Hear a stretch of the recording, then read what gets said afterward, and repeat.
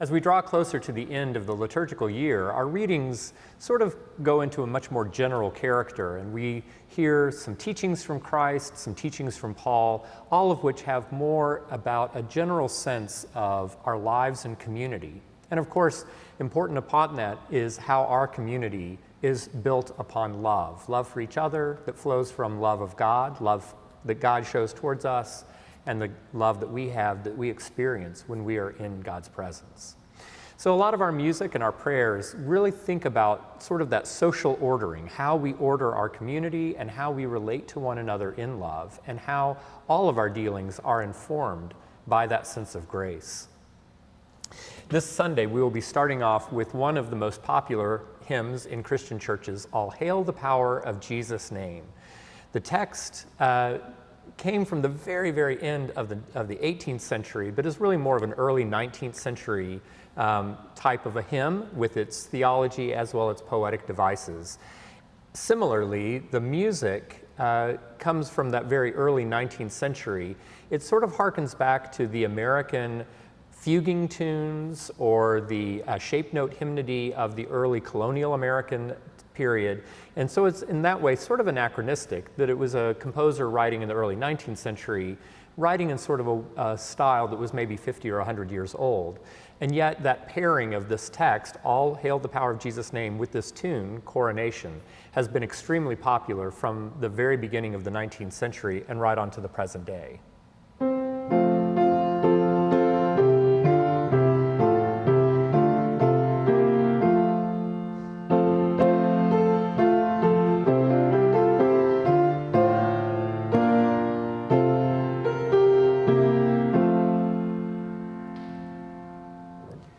At the offertory, the choir will be singing an anthem by the American Jerry Hancock.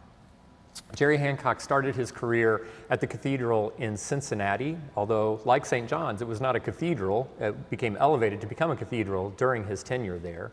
And then he went on to be the organist and choir master of St. Thomas Fifth Avenue, where he really brought that choir, especially the boys of the choir, into national or even international prominence. Jerry Hancock was equally adept at training voices, improvising, playing literature, composing, doing all of the things that we do as musicians in the church. And he was widely recognized as sort of the dean of American cathedral organists or musicians working in the Episcopal Church. So he set this text, Judge Eternal, which is a text that's in our hymnal, but he composed his own melody for it, and he was fulfilling a commission by an organist group, the American Guild of Organists Houston chapter. They commissioned him to write an anthem, and he came up with this new melody that, similar to the hymn that we just spoke about, is a little anachronistic. It sort of harkens back to an earlier American sort of a shape note melody that he composed in his own very classic mid-century modern style. The anthem opens up explosively with these very striking chords.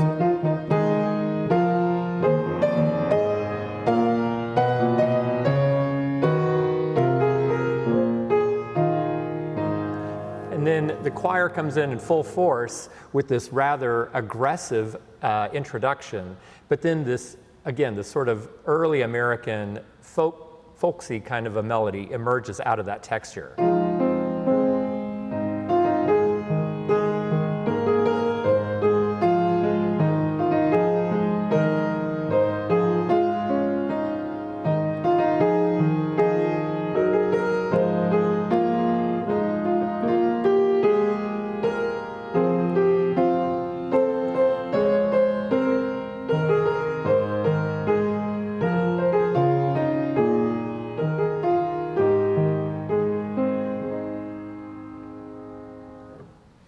And of course, we have other wonderful hymns, familiar and some that are less familiar, all through the service, as well as opportunities for us to show that love to each other as we come together in community.